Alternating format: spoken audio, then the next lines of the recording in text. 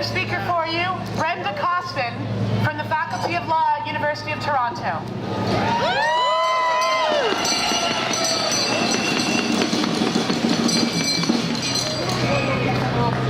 Excuse me, I'm not sure who you are and why you're doing this. So I think I'm here. I represent the downtown intellectuals. And I come to this mess with a complete sense of disbelief. I've watched the rise of Rob Ford with a kind of shock and awe. That a man so ill-suited for public office, that a man who holds Toronto and Torontonians in complete contempt could possibly be the mayor of this city. And it's not just because I disagree with his policies. As a person a little left of center, I'm pretty used to living under governments that I don't agree with. But every step of the way, Ford has shown that he has no respect for the office that he holds. He's throughout his public life, Ford has shown no respect for a basic thing called the rules. The rules. He's a man who considers himself above the law. Whether it's the laws about stopping behind a streetcar when the doors are open, whether it's laws of conflict of interest. Rules, apparently for Rob Ford, are for other people.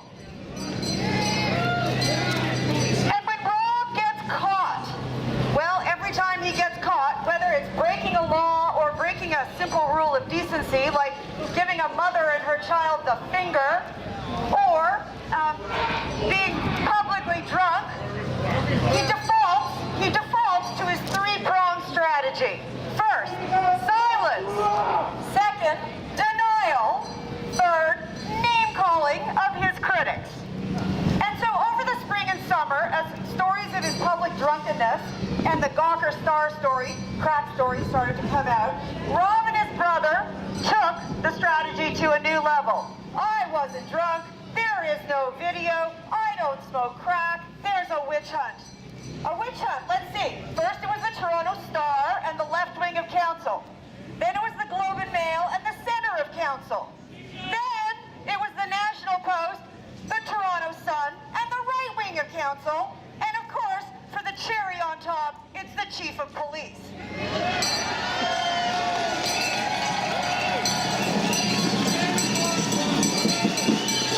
So just as Doug was shifting into third gear on attacking the chief of police, Rob threw a curveball. He told the truth, or at least a little tiny bit of the truth. I smoke crack. Well, it's now what I call part of his new AA strategy. But it's not the AA that we'd like him to be seeking. It's rather his admit and apologize strategy.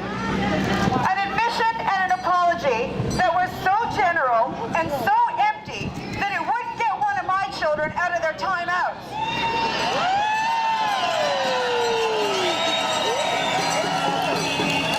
And yet Ford Nation bought it. He made a mistake, they say. It's just his personal life, they say. My apology was enough, he says. Well, I want to talk to Ford Nation. Rob Ford betrayed you. This is not just a mistake. This is not just his personal life. Sorry, notes. This is about breaking the law.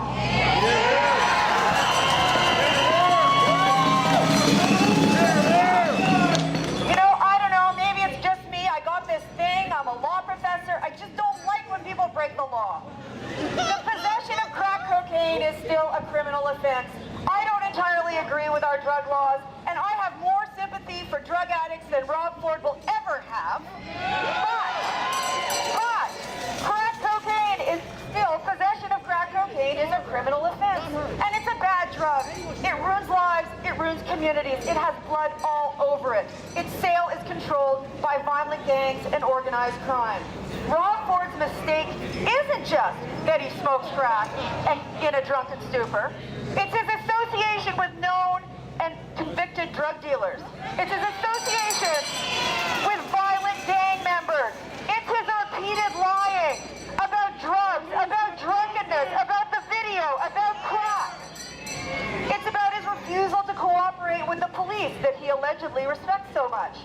I don't know, gangs, drug dealers, organized crime, extortion. It doesn't sound very personal to me.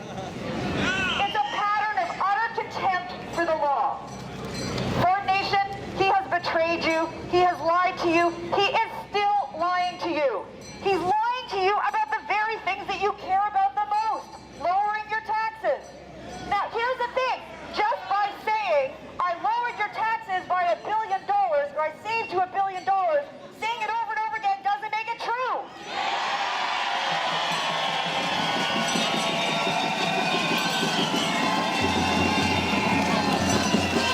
I all I can think about here is Stephen Colbert's idea of truthiness, which is the idea of truth is what you want it to be, not what the facts actually prove. Under Rob Ford, your taxes have gone up and your services have gone down, period.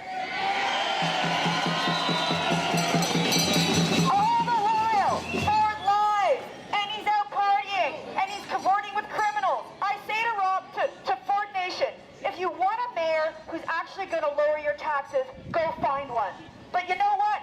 Find one who doesn't give the finger to the law-abiding citizens he's supposed to represent.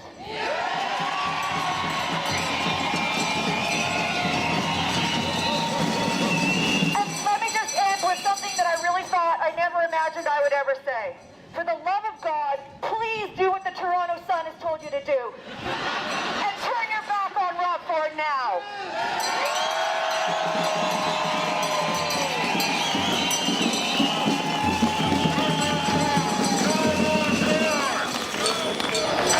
You think he's getting the message? Do you think Rob Ford is getting the message? Well, let's give it to him then. If any of you have your phones and you want to start tweeting about this, hashtag #SaveToronto. In the meantime,